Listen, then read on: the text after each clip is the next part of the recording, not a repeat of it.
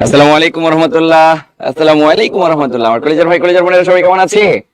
আশা করছি আজকে অনেক বেশি ভালো থাকবো, অনেক বেশি ভালো আছি, কারণ আমরা সেই আমাদের প্রিয় স্যারকে আবার পেয়ে গেছি ক্লাসে। কারণ স্যারের ক্লাসের তথ্যগুলো থেকে যে কোনো জব পরীক্ষায় এমনিই হরহামেশাই একটা দুইটা মার্ক এমনিই কমন পাওয়া যায়। কারণ স্যার এতটাই ডেপথ ইনফরমেশন দেয় এবং এতটা গোছালো ইনফরমেশন দেয় যেটা আসলে কল্পনা করার বাইরে। আমি দেখছি আসলে একটা মানুষের যে ধৈর্যের পরীক্ষা যদি কেউ নিতে চায় তাহলে সেটা মিতার কাছে আসতে হবে, যে ধৈর্য কি কি যতক্ষণ না পর্যন্ত একটা ওই তথ্য শেষ না করে অন্য জায়গায় যাবেন না। এরকম আমার চোখে খুব কম পড়েছে। আমার দেখবেন একটু মজা দৌড় মারলো, ওখানে একটু মজা দৌড়, ওখানে একটু মজা আরো দৌড়, ওখানে একটু মজা আরো দৌড়। এই যে দৌড় টাইপের টিচিং প্রফেশন থেকে বের হয়ে এসে স্টুডেন্টকে টোটালি কিভাবে সেবা দেওয়া যায়, স্টুডেন্টকে টোটালি কিভাবে ডেপথ ইনফরমেশন দেওয়া যায়, গোছালো ইনফরমেশন দেওয়া যায়, এই দিক থেকে আমি যদি বলি নাম্বার 1 পজিশনে আমি মিহির স্যারকে রাখবো। কারণ কোন একটা কন্টেন্ট শুরু করলে সেটার ফুল তথ্য দিয়ে চলে যায়।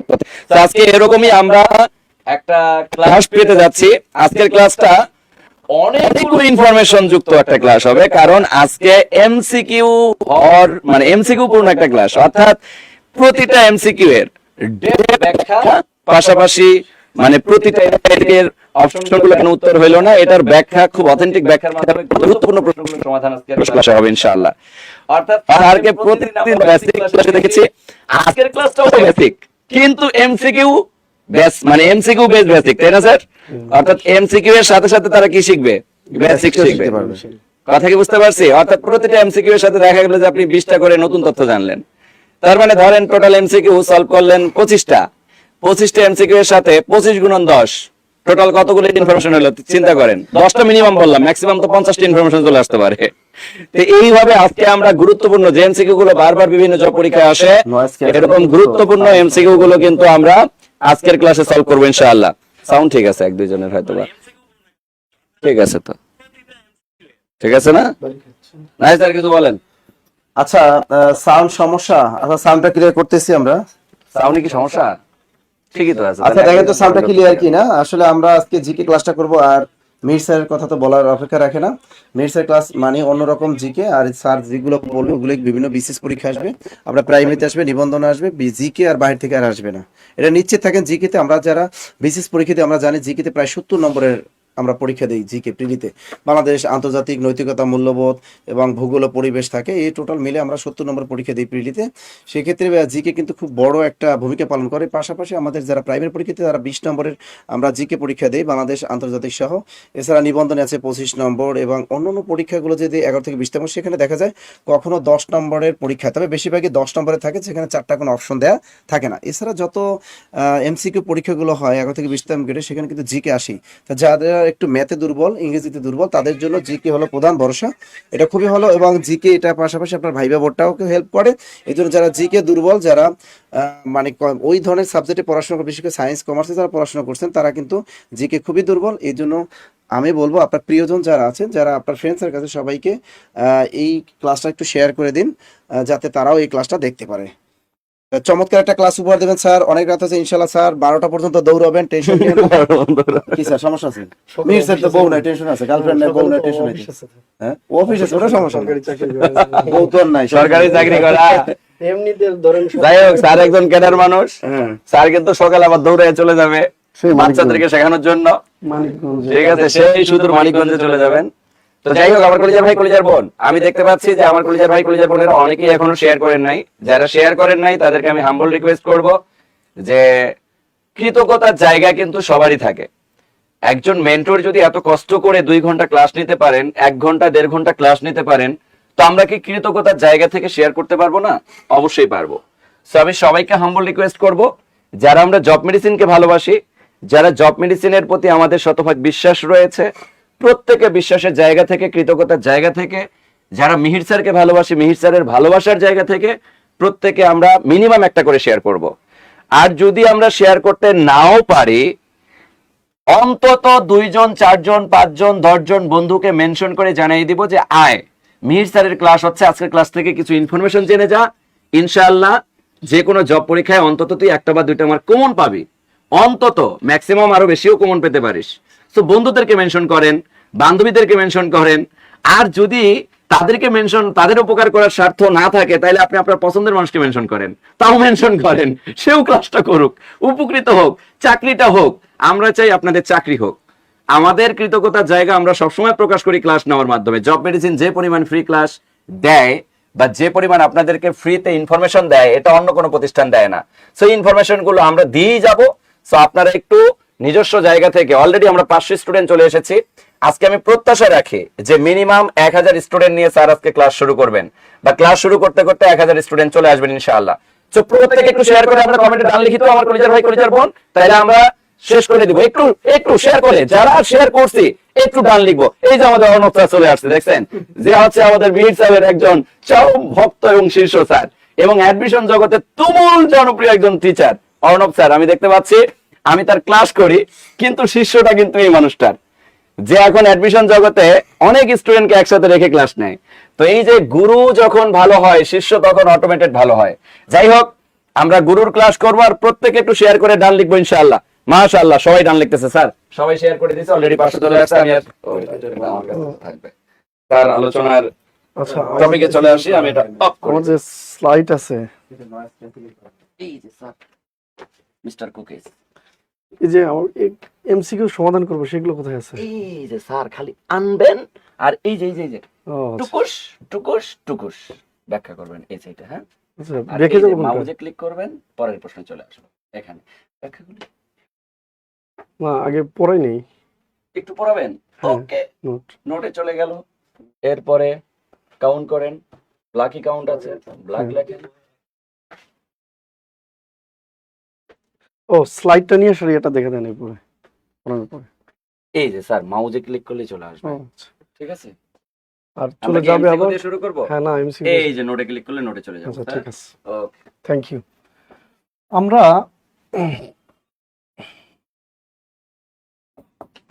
শিল্প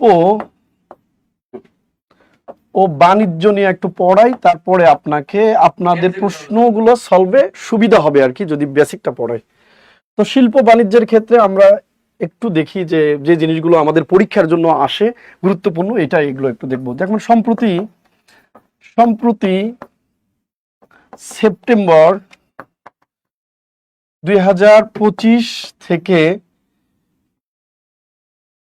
নভেম্বর 2025 বাংলাদেশ সবচেয়ে বেশি রেমিটেন্স পেয়েছে।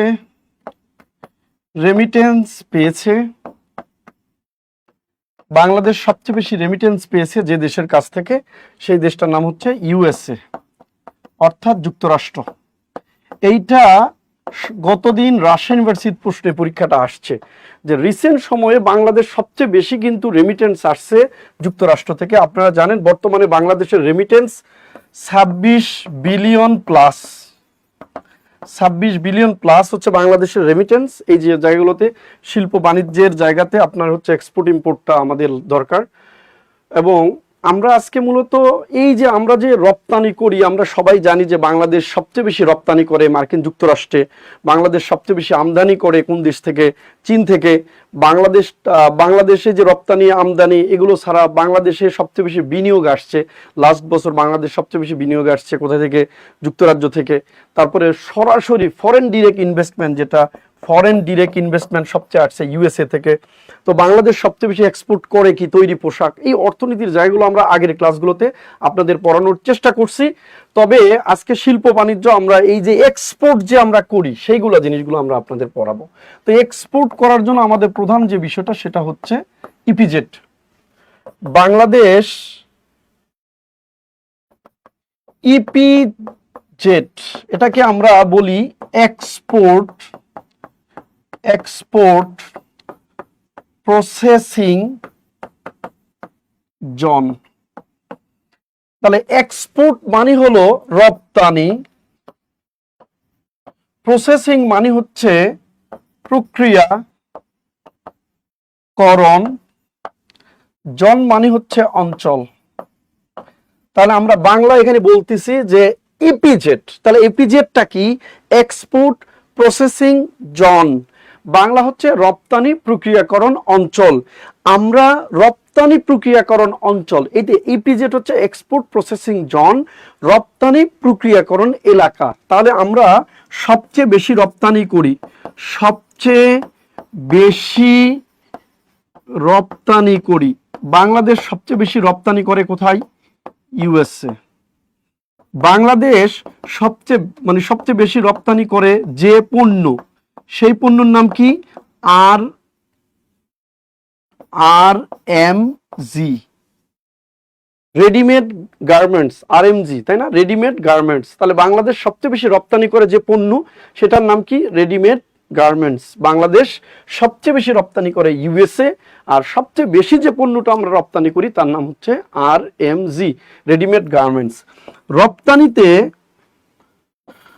রপ্তানিতে বাংলাদেশ জিএসপি সেবা পায়,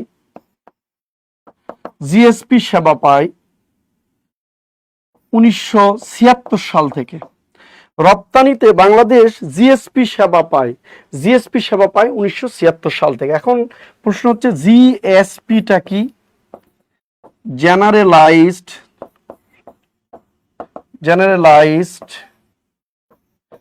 system of preferences. Generalise system of preferences, আর বাংলা হচ্ছে জেনারেলাইজড মানে হচ্ছে বিশেষায়িত, সিস্টেম মানে সিস্টেম বা ধরন, মানে প্রিফারেন্সেস। তাহলে বিশেষ শুল্ক মুক্ত বাণিজ্য সুবিধা। তাহলে বাংলাদেশ এক্সপোর্টের ক্ষেত্রে যে সুবিধাটা লাভ করে তাকে বলা হয় GSP, generalise system of preferences, generalise system of preferences. এই জিএসপি সুবিধা পায় এলডিসি ভুক্ত দেশ। এলডিসিটা আবার কি? Least developed countries. যেসব দেশ গরিব, যাদের মাথাপিছু আয় $1000 নিচে, যাদের গড় আয়ু 50 বছরের নিচে, এবং যাদের এরকম কিছু শর্ত আছে যে অর্থনৈতিক ভঙ্গুরতা যাদের আছে, এরকম আগে প্রথমে যে শর্ত এলডিসি দিয়েছিল, বাংলাদেশ সেই যোগ্যতার মধ্যে ছিল না। যেমন 2 কোটি জনসংখ্যা নিচে থাকতে হবে, বাংলাদেশে 7 কোটি তখন ছিল, যার ফলে বাংলাদেশ অন্তর্ভুক্ত হতে সমস্যা ছিল।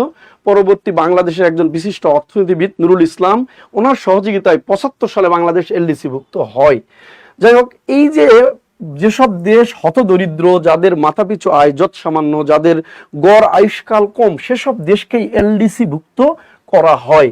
আর এই এলডিসি ভুক্ত দেশগুলো জিএসপি সুবিধা পায়। জিএসপি সুবিধা কি? বিশেষ শুল্ক মুক্ত বাণিজ্য সুবিধা, সবচেয়ে কম সুবিধা, যেটা বাংলাদেশ কত সাল থেকে পায়? বাংলাদেশ এলডিসি ভুক্ত হয় 1975 সালে, 1975, আর জিএসপি সুবিধাটা পায় 1976 সাল থেকে। বাট এই যে জিএসপি সুবিধা, বাংলাদেশ অলমোস্ট 41টা দেশ থেকে জিএসপি সুবিধা পায়, প্লাস মাইনাস। তো 41টা দেশ থেকে বাংলাদেশ জিএসপি সুবিধা পায়, এর মধ্যে একটি দেশ জিএসপি সুবিধা বাংলাদেশে বন্ধ করে দিছে, সেটার নাম হচ্ছে ইউএসএ। ইউএসএ 27 জুন 2013 সালে, 27 জুন 2013 সালে ইউএসএ বাংলাদেশের জিএসপি সুবিধা স্থগিত করে। তাহলে আমাদের একটা প্রশ্ন হচ্ছে, কয়েকটা প্রশ্ন আমরা এখান থেকে নিব। নাম্বার 1, জিএসপি সুবিধা দেয় কোন, জিএসপি সুবিধা দেওয়া হয় কোন ধরনের দেশগুলোকে? সবাই একটু কমেন্ট করবেন, জিএসপি সুবিধা দেওয়া হয় কোন ধরনের রাষ্ট্রকে? জিএসপি মানে হচ্ছে জেনারেলাইজ সিস্টেম অফ প্রিফারেন্সেস, বিশেষ শুল্কমুক্ত সুবিধা দেওয়া হয় কোন ধরনের রাষ্ট্রকে? এলডিসি। এলডিসি মানে কি? Least developed countries. Least developed countries মানে স্বল্প আয়ের দেশকে বলেছি আমরা এলডিসি। বাংলাদেশ এলডিসি ভুক্ত হলো 75 সালে, আর বাণিজ্যের ক্ষেত্রে সুবিধা লাভ করলো 1976 সাল থেকে, এবং প্রায় 41টা দেশ প্লাস মাইনাস বাংলাদেশ জিএসপি সুবিধা পায়। কিন্তু এর মধ্যে একটি রাষ্ট্র, যে রাষ্ট্রতে বাংলাদেশ সবচেয়ে বেশি রপ্তানি করে, সেই রাষ্ট্রটার নাম হচ্ছে যুক্তরাষ্ট্র, যে রাষ্ট্র জিএসপি সুবিধা স্থগিত করে 27 জুন 2023 কেন জিএসপি সুবিধা স্থগিত করে? এর কারণ হলো যেহেতু আমরা বাংলাদেশ সবচেয়ে বেশি আরএমজি রেডিমেড গার্মেন্টস রপ্তানি করে যুক্তরাষ্ট্রে, তাহলে 2012 সালের 24 এপ্রিল ঢাকাতে যখন সাভারের রানা প্লাজা ধ্বংস হয়, যার ফলে ভয়ঙ্কর প্রায় 2000+ মানুষ এখানে মৃত্যু ঘটে, নিহত হন। এই 2000+ মানুষ নিহতের পরিপ্রেক্ষিতে মার্কিন যুক্তরাষ্ট্র বাংলাদেশের এই রপ্তানির ক্ষেত্রে জিএসপি পণ্য বা তৈরি পোশাক রপ্তানি সহ অন্যান্য জিএসপি সুবিধা স্থগিত করে 27 জুন 2023। আচ্ছা, ওকে, আমরা এখানে একটা জিনিস থেকে একটু বের হয়ে যাচ্ছে, আমরা এক্সপোর্টে আছি, এক্সপোর্টেই থাকবো আজকে প্রশ্ন সমাধান করতে গেলে। তাহলে আমরা বুঝলাম যে ইপিজেডটা কি, export processing zone, export processing zone. এই ইপিজেডকে নিয়ন্ত্রণকারী সংস্থা, ইপিজেডকে নিয়ন্ত্রণকারী সংস্থার নাম হচ্ছে ব্যবজা। ইপিজেডকে নিয়ন্ত্রণকারী সংস্থার নাম হচ্ছে ব্যবজা। ইপিজেডকে নিয়ন্ত্রণকারী সংস্থার নাম হচ্ছে ব্যবজা। তাহলে ব্যবজা মানে হচ্ছে Bangladesh export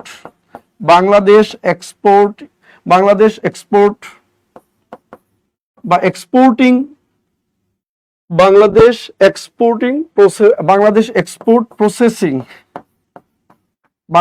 export processing zone authority.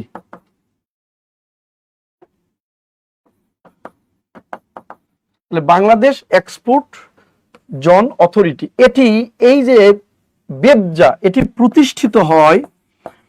প্রতিষ্ঠা 1980 সালে। তাহলে দেখেন ইপিজেড কার্যক্রম হয়েছে, এই যে ইপিজেড কার্যক্রম বা ইপিজেড গুলো প্রতিষ্ঠা করার আগে ইপিজেডকে নিয়ন্ত্রণকারী সংস্থা প্রতিষ্ঠা করা হয়েছে ব্যবজা 1980 সালে। এই ব্যবজা প্রধানমন্ত্রীর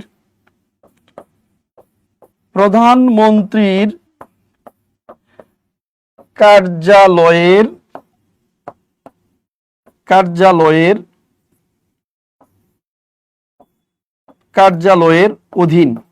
যেহেতু দেশে এখন প্রধানমন্ত্রী নাই, তাহলে এটা কার কার্যালয়ের অধীন? বর্তমানে অন্তর্বর্তীকালীন সরকারের। অনেকে এটা পরীক্ষায় প্রশ্ন আসে, তাহলে বর্তমানে কার অধীন? অন্তর্বর্তীকালীন সরকারের অধীন হচ্ছে এই ব্যবজা। তাহলে ব্যবজাকে বর্তমান নিয়ন্ত্রণ করে অন্তর্বর্তীকালীন সরকার, প্রধানমন্ত্রীর কার্যালয়ের অধীন এটা ইপিজেড। তাহলে এই ইপিজেড বা কি বলে, এই ইপিজেড বর্তমানে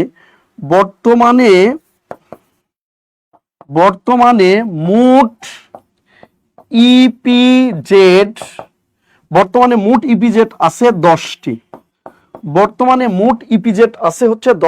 বর্তমানে দেশে মোট ইপিজেড আছে কিন্তু কতটি? 10টি। বর্তমানে মোট দেশে ইপিজেড আছে কতটি? 10টি। বর্তমানে মোট দেশে ইপিজেড আছে কতটি? সবাই একটু বলবেন কতটি আছে? 10টি আছে। তাহলে ইপিজেড প্রধানত দু ধরনের। ইপিজেড আছে বাংলাদেশের দু ধরনের। ইপিজেড বাংলাদেশে আছে প্রধানত দু ধরনের। একটা হচ্ছে সরকারি ইপিজেড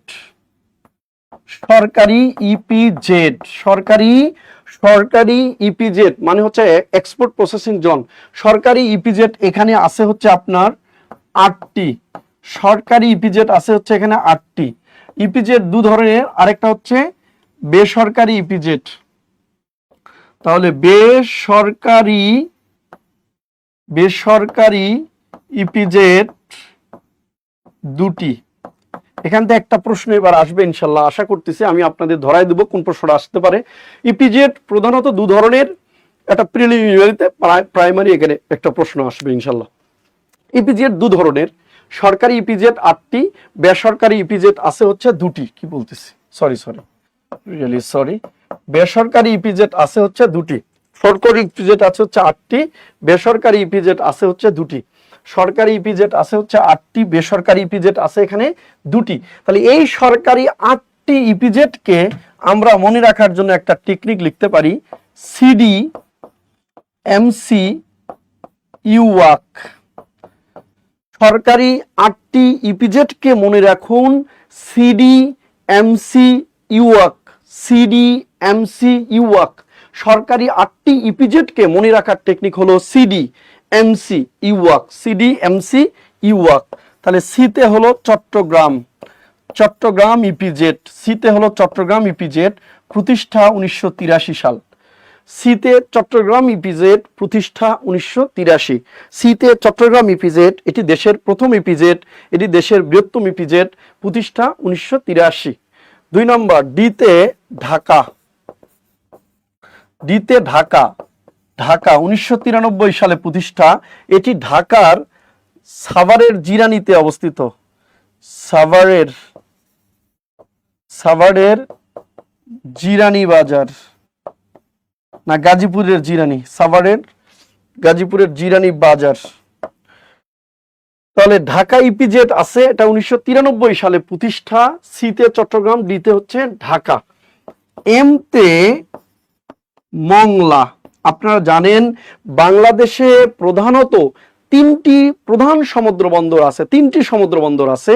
একটি হচ্ছে চট্টগ্রাম সমুদ্র বন্দর, 1887 সালে প্রতিষ্ঠা, চট্টগ্রামে কর্ণফুলী নদীর তীরে। দ্বিতীয়টি হচ্ছে মোংলা সমুদ্র বন্দর, 1950 সালে প্রতিষ্ঠা। এটি পশুর নদীর তীর, বাগেরহাট, পশুর নদীর তীরে বাগেরহাটে। এবং তৃতীয় সমুদ্র বন্দরের নাম হচ্ছে পায়রা সমুদ্র বন্দর। এটি আন্দারমানিক নদীর তীরে রামনাবাদ চ্যানেলে পটুয়াখালীতে অবস্থিত। 2013 সালে কাজ শুরু হয় এবং 2016 সালে এটি আগস্ট মাসে উদ্বোধন করা হয়। 13 আগস্ট 2016 সালে 13 আগস্ট উদ্বোধন করা হয়। তাহলে এই যে আমাদের একটা সমুদ্র বন্দর আছে মংলা, একটা সমুদ্র বন্দর চট্টগ্রাম। তাহলে এই চট্টগ্রাম সমুদ্র বন্দরে চট্টগ্রামের হালি শহরে অবস্থিত এটি। তাহলে চট্টগ্রাম সমুদ্র বন্দর মানে চট্টগ্রাম ইপিজেড আছে কোথায়? চট্টগ্রামের হালি শহরে। অনেক সময় এটা পরীক্ষায় আসে, একটু লিখে রাখবেন, চট্টগ্রাম হালি শহর। সিতে চট্টগ্রাম হালি শহর, এটি দেশের প্রথম ইপিজেড, যেটা 1983 সালে প্রতিষ্ঠিত হয়। আর আমাদের রাজধানীতে অবস্থিত ইপিজেডের নাম ঢাকা ইপিজেড, এটি 1993 সালে প্রতিষ্ঠিত হয়। মংলা ইপিজেড, এটি পশুর নদীর তীরে অবস্থিত, বাগেরহাট। এটি পশুর নদীর তীরে অবস্থিত, বাগেরহাট। সিতে হলো কুমিল্লা। সিতে হচ্ছে কুমিল্লা ইপিজেড। সিতে হচ্ছে কুমিল্লাতে একটা ইপিজেড আছে, সিতে কুমিল্লা। সিতে একটা চট্টগ্রাম, সিতে হচ্ছে কুমিল্লা।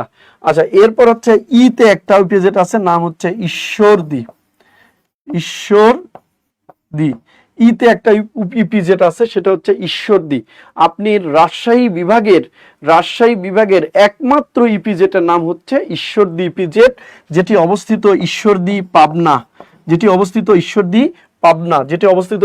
পাবনা। এরপরে আসেন হচ্ছে ইউতে উত্তরা ইপিজেড। উত্তরা ইপিজেড, এটি অবস্থিত নীলফামারী। অনেকে ভুল করে, এটি উত্তরামণি করলেই নীলফামারী। অনেকে উত্তরামণি করলেই ঢাকা উত্তরামণি করে। আসলে ঢাকা উত্তরাতে কোনো ইপিজেড আমাদের নেই, ঢাকার উত্তরাতে আমাদের কোনো ইপিজেড নেই। উত্তরা নামক একটা জায়গা আমাদের নীলফামারীতে রয়েছে, সেখানে এটা অবস্থিত। যেমন ঢাকাতেও মৌচাক আছে, আবার গাজীপুরেও কিন্তু মৌচাক আছে। আমার উপজেলার নাম শিবগঞ্জ, বগুড়া। তার শিবগঞ্জ কিন্তু বাংলাদেশে আমি 3-4টা জায়গায় জানি যে শিবগঞ্জ আছে। চাঁপাইনবাবগঞ্জে একটা আছে, আমার বগুড়াতে একটা শিবগঞ্জ আছে, আবার মনে হয় নেত্রকোনা বা এইদিকে আর কি ময়মনসিংহ বিভাগের কোথাও একটা আছে এরকম শিবগঞ্জ। তো শিবগঞ্জ এরকম একই জায়গা অনেক জায়গায় থাকতে পারে। যেমন বগুড়া, তাহলে বগুড়া গলিও কিন্তু আবার আছে, দেখবেন বরিশালে আপনার সদর গার্লস স্কুলের অপোজিটে বগুড়া গলি নামে একটা জায়গা আছে। তো একই ধরনের জিনিস। যেমন বাংলাদেশ, এই বাংলাদেশের নামেও কিন্তু বাংলাদেশ নামে গ্রাম আছে, কাশ্মীর। বাংলাদেশ নামে সড়ক আছে, বাংলাদেশ নামক কি আছে? সড়ক আছে আইভরি কোস্টে। বাংলাদেশ নামে স্কোয়ার আছে কোথায়? সে লাইবেরিয়াতে। বাংলাদেশ স্কোয়ার আছে কোথায়? লাইবেরিয়াতে। তো এরকম বাংলা টাউন আছে লন্ডনে। বাংলা টাউন কোথায় আছে? লন্ডনে। তো এরকম অনেক কিছু কিন্তু আছে। উত্তরা মনে হলেই এটা উত্তরা ঢাকা দেওয়া যাবে না, একটু বুঝবেন। ইউতে উত্তরা হচ্ছে নীলফামারী, এটা নীলফামারী জেলায় আছে এবং এটাই পরীক্ষায় আপনার বারবার আসে। বাংলাদেশের একমাত্র কৃষি ভিত্তিক ইপিজেড, বাংলাদেশের একমাত্র কৃষিভিত্তিক ইপিজেটের নাম হচ্ছে উত্তরা ইপিজেট। গত পরীক্ষায় আসছে বাংলাদেশের একমাত্র কৃষিভিত্তিক ইপিজেটের নাম কি? উত্তরা ইপিজেট। তাহলে আমরা বলেছি ইপিজেট প্রধানত দুই ধরনের, একটা হচ্ছে সরকারি ইপিজেট 8টি, বেসরকারি ইপিজেট আছে 2টি। সরকারি 8টি ইপিজেটকে মনে রাখার টেকনিক আমরা বলেছি সিডিএমসি ইউওয়াক, সিডিএমসি ইউওয়াক। সিডিএমসি ইউওয়াক,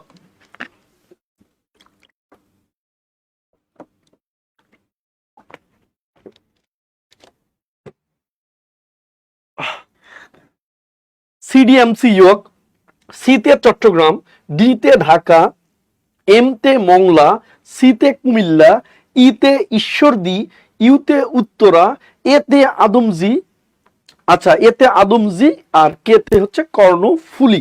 তাহলে আমরা এখানে পরেরটা লিখব এতে আদমজি, এতে আদমজি, এটা কিন্তু ঢাকা না, আদমজি নারায়ণগঞ্জ,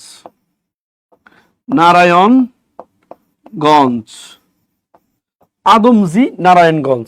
তাহলে আদমজি নারায়ণগঞ্জ, এতে আদমজি নারায়ণগঞ্জ অবস্থিত।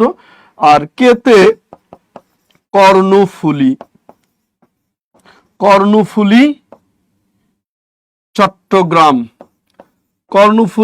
চট্টগ্রাম, এটি 2006 সালে প্রতিষ্ঠা। কর্ণফুলী চট্টগ্রাম, এটি 2006 সালে প্রতিষ্ঠা।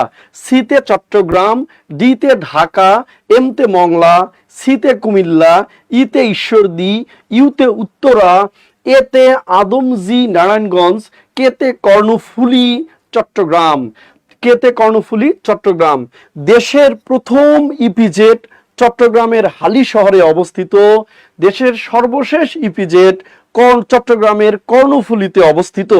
দেশের প্রথম ইপিজেড প্রতিষ্ঠা হয়েছে 1983 সালে, দেশের সর্বশেষ ইপিজেড প্রতিষ্ঠা হয়েছে 2006 সালে। তাহলে প্রথম প্রতিষ্ঠিত হয়েছে 1983 সালে এবং সর্বশেষ প্রতিষ্ঠিত হয়েছে 2006 সালে। তাহলে আপনারা যারা এইখানে যতটুকু আমি পড়িয়েছি, যদি এইটুকুতে মনোযোগ দেন, আশা করি আপনার সব কোশ্চেন এখানে আছে। দেশের একমাত্র কৃষিভিত্তিক ইপিজেডের নাম কি? উত্তরা নীলফামারী। দেশের একমাত্র কৃষিভিত্তিক ইপিজেডের নাম কি?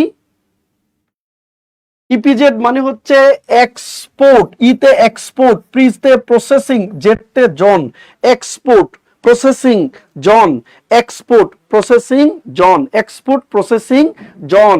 এই সরকারি 8টি ইপিজেডকে আমরা মনে রাখার জন্য বলেছি সিডিএমসি ইউওয়াক, সিতে চট্টগ্রাম, ডিতে ঢাকা, এমতে মংলা, সিতে কুমিল্লা, ইতে ঈশ্বরদী, ইউতে উত্তরা, এতে আদমজি, কেতে কর্ণফুলী। দেশের প্রথম ইপিজেটের নাম চট্টগ্রাম 1983 সাল। দেশের সর্বশেষ ইপিজেটের নাম কর্ণফুলী চট্টগ্রাম। প্রথমটাও চট্টগ্রাম, সর্বশেষটাও চট্টগ্রাম। প্রথমটা প্রতিষ্ঠা হয়েছে 1983, সর্বশেষটা প্রতিষ্ঠা হয়েছে 2006 সালে। তবে এই 8টি সরকারি ইপিজেটের মধ্যে একমাত্র ব্যতিক্রম ইপিজেটের নাম হচ্ছে উত্তরা ইপিজেড, যেটা নীলফামারীতে অবস্থিত। উত্তরা ইপিজেড যেটি নীলফামারীতে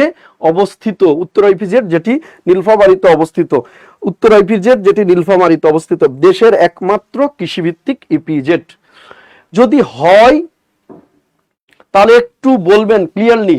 তাহলে বলেন দেশের প্রথম ইপিজেড কত সালে প্রতিষ্ঠা হয়েছে? দেশের সর্বশেষ ইপিজেড কত সালে প্রতিষ্ঠিত হয়েছে? দেশের প্রথম ইপিজেড কত সালে প্রতিষ্ঠিত? দেশের সর্বশেষ ইপিজেড কত সালে প্রতিষ্ঠিত?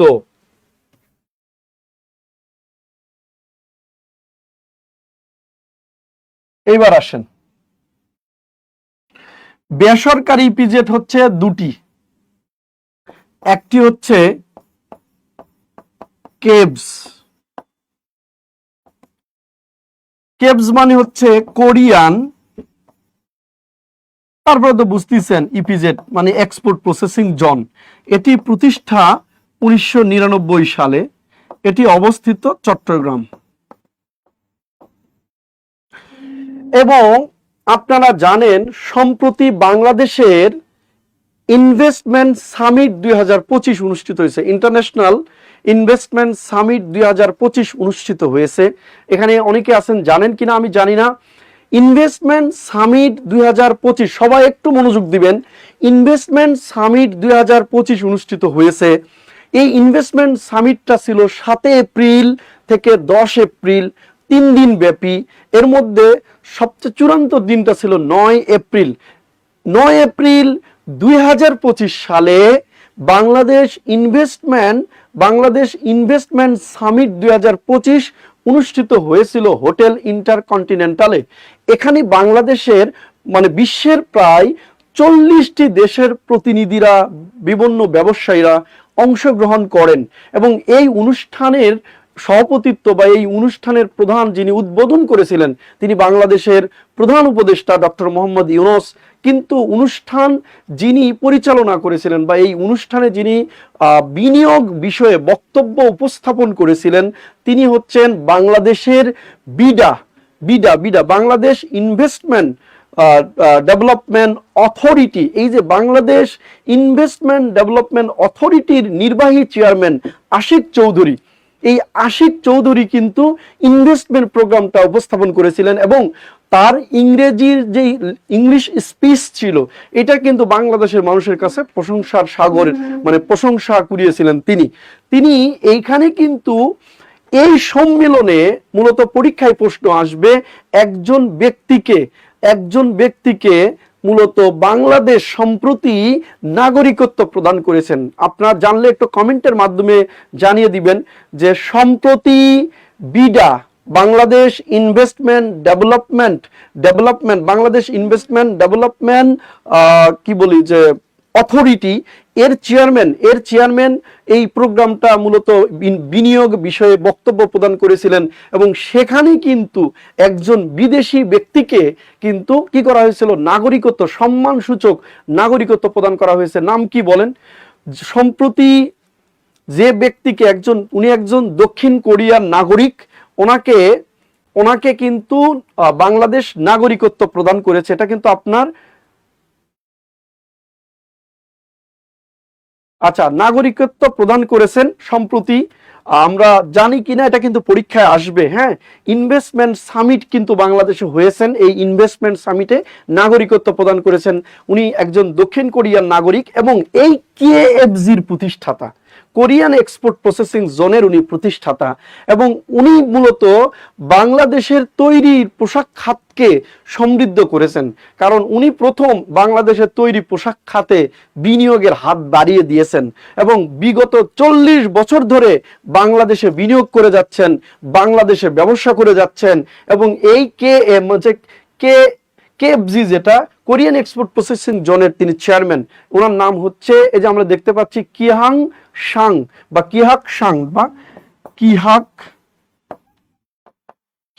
সাং। ইনি কিন্তু একজন দক্ষিণ কোরিয়ার এক নাগরিক, ইনি দক্ষিণ কোরিয়ার একজন নাগরিক, কোরিয়ার নাগরিক এবং উনি সম্প্রতি নাগরিকত্ব পেয়েছে এবং উনি কেএফজির চেয়ারম্যান। খুবই ইম্পর্টেন্ট, এটা পরীক্ষায় আসতে পারে। আমরা হচ্ছে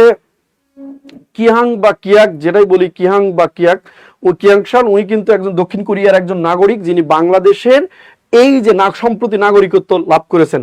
আর এখানে আরেকটা জিনিস আমাদের আছে, সেটা হচ্ছে বেসরকারি ইপিজেড আমরা পেয়েছি দুটি, একটি পেয়েছে হচ্ছে কোরিয়ান ইপিজেড আর একটা হচ্ছে কোরিয়ান এক্সপোর্ট প্রসেসিং জোন, আর একটি হচ্ছে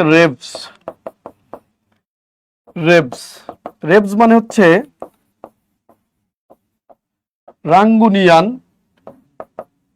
ইপিজেড বা এক্সপোর্ট প্রসেসিং জোন, বা বাংলায় লিখে দিতে পারি রাঙ্গুনিয়ান এক্সপোর্ট প্রসেসিং জোন বা ইপিজেড। এটিও কিন্তু 1999 সালের ডিসেম্বর মাসে প্রতিষ্ঠা করা হয়েছে, অবস্থিত চট্টগ্রাম। তাহলে আমরা কি বুঝলাম? সামারি হলো দেশের প্রথম সরকারি ইপিজেড চট্টগ্রাম, দেশের সর্বশেষ সরকারি ইপিজেড সেটাও চট্টগ্রাম, বেসরকারি দুইটা ইপিজেড রয়েছে সেটি দুটি 1999 সালে প্রতিষ্ঠিত, দুটি চট্টগ্রামে অবস্থিত।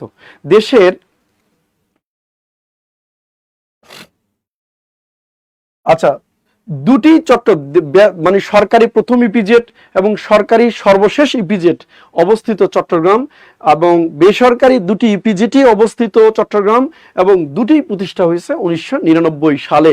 তাহলে চট্টগ্রামে মোট 4টি ইপিজেড রয়েছে। তাহলে চট্টগ্রামে সরকারি দুটি এবং 4টি ইপিজেড রয়েছে। চট্টগ্রামে মোট 4টি ইপিজেড রয়েছে। চট্টগ্রামে মোট 4টি ইপিজেড রয়েছে। তাহলে আমাদের ইপিজেড প্রধানত দু ধরনের, সরকারি ইপিজেড এবং বেসরকারি ইপিজেড। সরকারি ইপিজেড আছে বাংলাদেশের মোট 8টি, আর বেসরকারি ইপিজেড আছে মোট 2টি। বেসরকারি দুটি ইপিজেডের নাম কেভস এবং রেভস। কেভস হচ্ছে কোরিয়ান এক্সপোর্ট প্রসেসিং জোন, রেভস হচ্ছে রাঙ্গুনিয়ান এক্সপোর্ট প্রসেসিং জোন। বেসরকারি দুটি ইপিজেডই কিন্তু চট্টগ্রামে অবস্থিত। বেসরকারি দুটি ইপিজেডই কিন্তু 1999 সালে প্রতিষ্ঠা। তাহলে কেভস এবং রেভস চট্টগ্রামে অবস্থিত, 1999 সালে প্রতিষ্ঠা। ওকে, তাহলে আপনার এই যে যতটুকু পড়িয়েছি যদি বলেন ক্লিয়ার হয়েছে, তাহলে আমরা প্রশ্ন একটু সমাধানে যাব ইনশাল্লাহ। ঠিক আছে, এখান থেকে আমরা বই গিফট দেই নাই, এটা কিন্তু বলতে ভুলে গেছি। আমাদের মির্জিকে ফাইনাল সাজেশন আছে, তারপরে সাম্প্রতিক হাই ভোল্টেজ বই আছে, জিকে ট্যালেন্ট হান্ট আছে। সাজেশনটা কিন্তু আজকে যারা আমি ইতিমধ্যে দেখতে পাচ্ছি প্রায় স্যার 300 মতো শেয়ার হয়েছে, আর 200 শেয়ার লাগে 500 শেয়ার হইতে। তো 500 শেয়ার করার জন্য মানে আমি জুবের ভাইকে বলতেছি, জুবের ভাই দেখেন যে সর্বোচ্চ শেয়ার করবে এই লাইভে থাকা অবস্থায়। আমরা আজকে না স্যার, আমি বলি ওর সাথে একটু, যে আমাদের হচ্ছে সাম্প্রতিক হাই ভোল্টেজ 16 মাসের একটা সাম্প্রতিক বই বের হইছে, জানুয়ারি টু এপ্রিল। এটা সাম্প্রতিক হাই ভোল্টেজ বইটা খুবই গুরুত্বপূর্ণ। গতদিন রাশিয়ান ইউনিভার্সিটি পরীক্ষা হয়েছে, 5টা সাম্প্রতিক আছে, 5টাই কমন আসছে।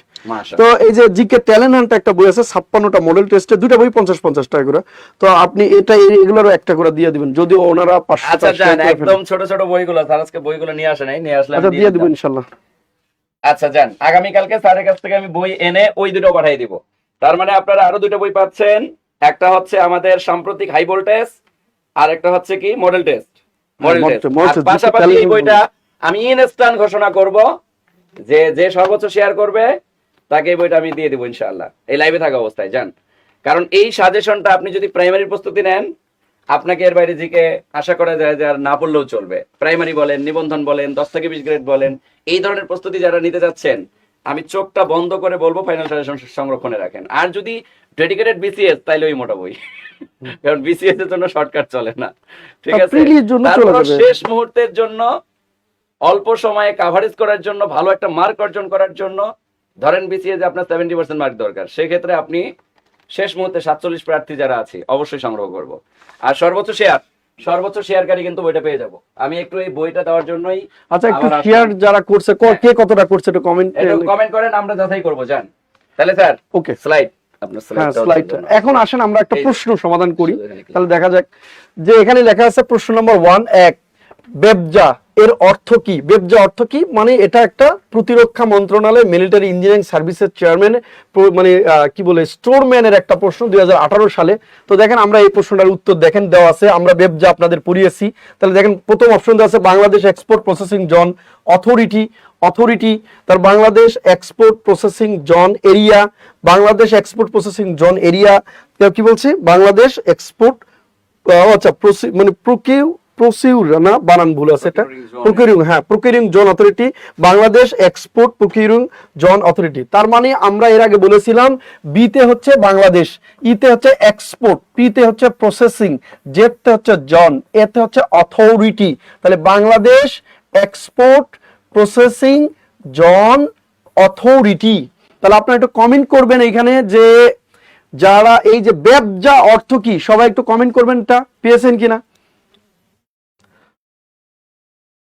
বইগুলো স্যার কোথায় পাওয়া যাবে? সারা বাংলাদেশের সবগুলো বড় বড় লাইব্রেরি, আপনার জেলা শহর অথবা আপনার বিভাগীয় শহরের যেগুলো লাইব্রেরিতে এক কথায় জবের বই পাওয়া যায়, চাকরির বই আপনি যেখানেই পান না কেন সেই লাইব্রেরিগুলোতে এই বইগুলো আছে। আপনি চাকরির লাইব্রেরি, আপনি চাকরির বই অন্যান্য বই কিনেন না। এই যে ধরেন আমাদের এই জব মেডিসিনের যে নাসির স্যারের অন্বেষণ বই আছে, অনেক বই আছে যেগুলো আপনি কিনেন কোন লাইব্রেরিগুলোতে, ওই জবের আপনি যে কোনো বই কিনেন যেখানে, ওই লাইব্রেরিগুলোতে পাবেন। অথবা অনলাইন রকমারি.com থেকে আপনি চাইলে 3টা বই অর্ডার দিয়ে নিতে পারেন। 3টা বই নিলেও কিন্তু ওই শিপিং চার্জ বা কুরিয়ার চার্জ মাত্র 50 টাকা নেবে। ওকে, তাহলে দেখেন আমরা এই প্রশ্নটা যেহেতু আগেই বলে দিয়েছি, আমি একটু পরেরটা আমি কিন্তু বলবো না আর। এটার উত্তর হচ্ছে এ। যারা আপনারা উত্তর দিয়েছেন এ, আপনাদের অনেক অনেক ধন্যবাদ জানাচ্ছি। Bangladesh export processing zone authority কিন্তু, ঠিক আছে, এটা কিন্তু এটা প্রতিষ্ঠা একটু আগে বলেছি 80 সালে প্রতিষ্ঠা। ইপিজেড কিন্তু প্রতিষ্ঠা হচ্ছে 80 সাল, ঠিক আছে। নিয়ন্ত্রণকারী সংস্থা প্রতিষ্ঠা 1980 সাল। ওকে, এটা প্রধানমন্ত্রী কার্যালয়ের অধীন। পরেরটা পরের স্লাইডটা আমরা দিচ্ছি। ওকে, বাংলাদেশের সরকারি ইপিজেটের সংখ্যা কত? এটা 37তম বিসিএস ষোড়শ নিবন্ধন শিক্ষক নিবন্ধন পরীক্ষা আসছে স্কুল পর্যায়ে 2019। দেখেন 37তম বিসিএস আসছে এবং নিবন্ধনে আসছে। তাহলে বলেন বাংলাদেশে সরকারি ইপিজেট, তাহলে ইপিজেট মানে আমরা আগে বলেছি এক্সপোর্ট প্রসেসিং জোন, যেখান থেকে রপ্তানি প্রক্রিয়াকরণ অঞ্চল, যেখান থেকে রপ্তানির জন্য প্রসেস করা হয়। তাহলে বাংলাদেশের রপ্তানি কয়টা আছে? এখানে 6, তারপর অপশন খতে 8, 10 এবং 12। তাহলে দেখবেন বাংলাদেশের সরকারি ইপিজেটের সংখ্যা কতটি? একটু সবাই একটু কমেন্ট করেন, বাংলাদেশে বর্তমান ইপিজেটের সংখ্যা কতটি? এখন তো নিজেরই পারার কথা স্যার। পড়াইছি যেহেতু বেসিক টোটাল, এরপর একটা পড়াবো না বেসিক।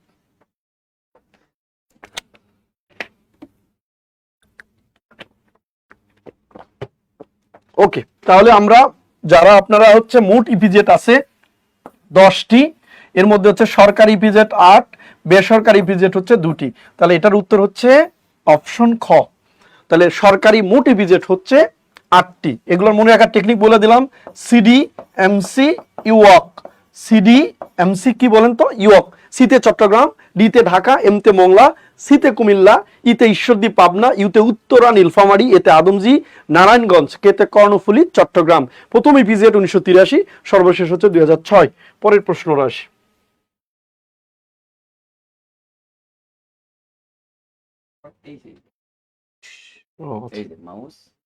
মাউস নিলাম। আচ্ছা, বাংলাদেশের এই যে এক্সপোর্ট প্রসেসিং জোন, বাংলাদেশের প্রথম ইপিজেড কোথায় অবস্থিত? এটা কমেন্টের মাধ্যমে আপনারা জানাবেন যে বাংলাদেশের প্রথম ইপিজেড কোথায় অবস্থিত। এটা আসছে কিন্তু 20তম বিসিএস এবং পররাষ্ট্র মন্ত্রণালয়ের কর্মকর্তা 2017তে এটা আসছে। বাংলাদেশের প্রথম ইপিজেড কোথায় অবস্থিত? সাভার, ঢাকা, চট্টগ্রাম, হালিশহর, চট্টগ্রাম, হালিশহর, মংলা, বাগেরহাট, ঈশ্বরদী, পাবনা। তাহলে বলেন বাংলাদেশের প্রথম ইপিজেড কোথায় অবস্থিত? বাংলাদেশের প্রথম ইপিজেড যেটি 1983 সালে প্রতিষ্ঠিত, এটি কোথায় অবস্থিত? এবং বাংলাদেশের বৃহত্তম ইপিজেড এটি কোথায় অবস্থিত? আচ্ছা, আলহামদুলিল্লাহ অনেকেই দেখতে পাচ্ছি আমরা। মৌসুমী চক্রবর্তী, চট্টগ্রাম। ওকে, আমরা দেরি করব না, যেহেতু পড়াইছি এই টপিকস, পরেরটা আসবো। এরপরে দেশের একমাত্র কৃষি ভিত্তিক এগ্রিকালচার বেসড, দেশের একমাত্র কৃষি ভিত্তিক মানে এগ্রিকালচার বেসড। তাহলে এগ্রিকালচারাল বেসড, ঠিক আছে না? তাহলে বাংলাদেশের একমাত্র কৃষিভিত্তিক এগ্রিকালচারাল বেসড ইপিজেড হচ্ছে ইপিজেড কোনটি? এটা হচ্ছে উত্তরা, নীলফামারী, মেঘনা, মুন্সিগঞ্জ, এখানে তো ইপিজেড নাই, আদমজি, নারায়ণগঞ্জ, ঈশ্বরদী, পাবনা। তাহলে দেখেন আপনারা এরকম ভাবে যখন পরীক্ষা দিবেন তখন দেখবেন যেখানে ইপিজেড নাই ওটা ক্রস বাদ দিয়ে দিবেন, কারণ আপনি জানেন যে ইপিজেড আছে কোন কোন জেলায়। তাহলে এটা উত্তর হবে কি? আপনার হচ্ছে অপশন কতে আছে উত্তরা, নীলফামারী, আদমজি, নারায়ণগঞ্জ, ঈশ্বরদী, পাবনা। উত্তর হচ্ছে ক, উত্তরা, নীলফামারী। দেশের একমাত্র কৃষিভিত্তিক ইপিজেড হচ্ছে উত্তরা, নীলফামারী। এটা লাস্ট 45তম বিসিএস প্রিলিমিনারিতে আসছে, এখানে যুক্ত করা হয়নি। 45 না 46, 46 তো বিসিএস পিলি হয়ে গেছে। এটা মনে হয় 45 কি 46 বিসিএস পিলিতে এই প্রশ্নটা আসছে। দেশের একমাত্র কৃষিভিত্তিক ইপিজেটের নাম কি? তার নাম হচ্ছে উত্তরা, নীলফামারী। ঠিক আছে, এরপরে আসেন। এরপরে এই প্রশ্নটা আপনাদের পড়ানো হয়নি, দেখেন ট্রেডিং কর্পোরেশন অফ বাংলাদেশ।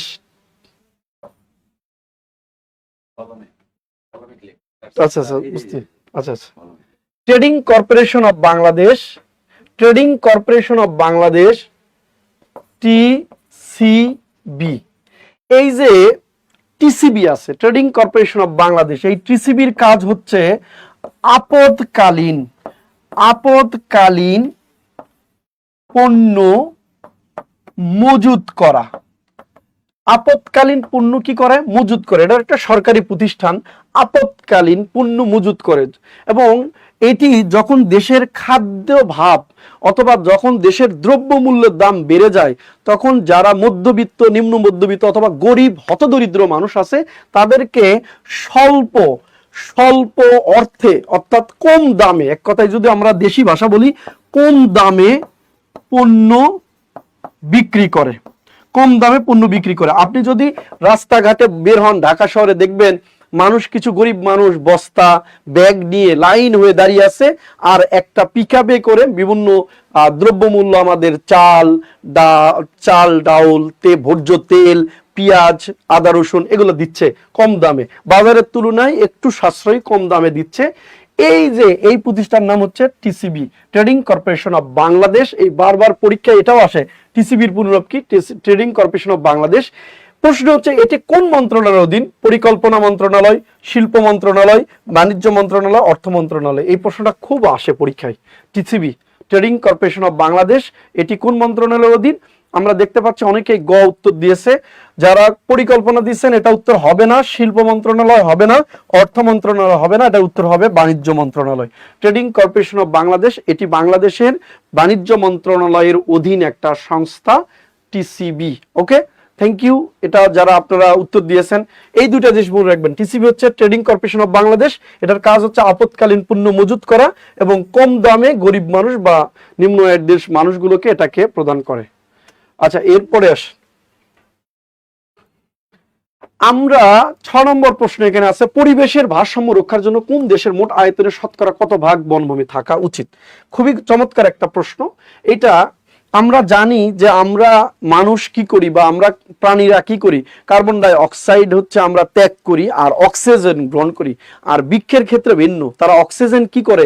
ত্যাগ করে, আর কার্বন ডাই অক্সাইড তারা গ্রহণ করে বা শোষণ করে। এখন এই যে ভারসাম্য রক্ষার জন্য গাছ পৃথিবীতে না থাকলে আমরা থাকবো না, আমরা থাকলে আবার গাছ না থাকলে আমরা পৃথিবীতে থাকবো না। তো যে কোনো দেশের মোট আয়তনের, যদি মোট আয়তনের, বুঝতে পারছি না, ঠিক আছে, দেশের মোট আয়তনের 25% মূলত বনভূমি থাকা দরকার বা উচিত। যে কোনো দেশের মোট আয়তনের 25% থাকা উচিত, কিন্তু আমাদের বাংলাদেশের এই 25% কিন্তু বনভূমি আমাদের নাই। ঠিক আছে, আমাদের কিন্তু 25% বনভূমি নাই, তা আমাদের আরো কম আছে। সেই কতটুকু আছে? সেই অংশটুকু আছে কতটুকু? আমাদের কিন্তু আছে হচ্ছে ফাও এর মধ্যে প্রায় 15%।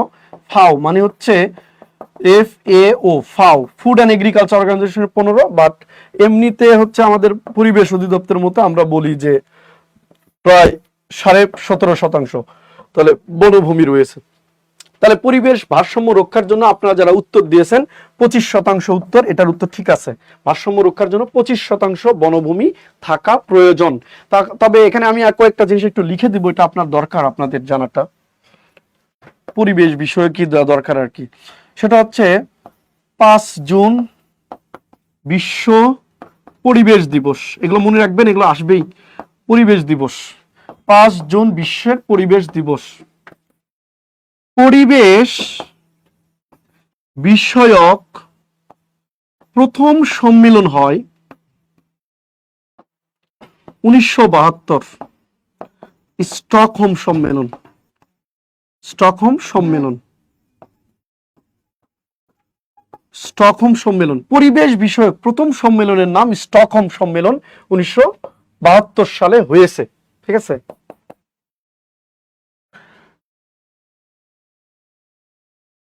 বাংলাদেশে রাষ্ট্রীয় বনভূমি নেই 29টি জেলায়। রাষ্ট্রীয় বনভূমি নেই কতটি জেলায়? 29টি জেলায় বাংলাদেশের বনভূমি নেই। আচ্ছা, আমি এখান থেকে আরেকটু এগুলো এই এটা নিয়ে নিব, একটু ফাঁকা তো পাওয়া যাবে না। আচ্ছা, নোটে যাইতে হবে না। আচ্ছা, এটা একটু দেখায় আপনার, এখানে এই জিনিসগুলো আপনাদের লাগে। মনে রাখবেন রাষ্ট্রীয় বনভূমি নেই, এই প্রশ্নটা আসে। রাষ্ট্রীয় বনভূমি নেই 29টি জেলায়। বাংলাদেশের উপকূলীয় জেলা, বাংলাদেশের উপকূলীয় জেলা আছে, এটা মনে রাখবেন। বাংলাদেশের উপকূলীয় জেলা হচ্ছে 19টি, উপকূলবর্তী জেলা হচ্ছে 19টি। এরপরে প্রশ্ন হচ্ছে আসে উপকূলীয় উপকূলীয় সবুজ বেষ্টনী, উপকূলীয় সবুজ বেষ্টনী জেলা আছে হচ্ছে বাংলাদেশের 10টি। উপকূলীয় সবুজ বেষ্টনী জেলা বাংলাদেশের 10টি। এরপর হচ্ছে পর্যাপ্ত বনভূমি, বাংলাদেশে পর্যাপ্ত বনভূমি আছে, বাংলাদেশের পর্যাপ্ত বনভূমি আছে 60টি জেলায়। তবে এই 60টি জেলার মধ্যে সবচেয়ে বেশি আছে যে জেলা, বাগেরহাট। বাংলাদেশের পর্যাপ্ত বনভূমি আছে 60টি জেলায়। বাংলাদেশের পার্বত্য চট্টগ্রামের জেলা 3টি।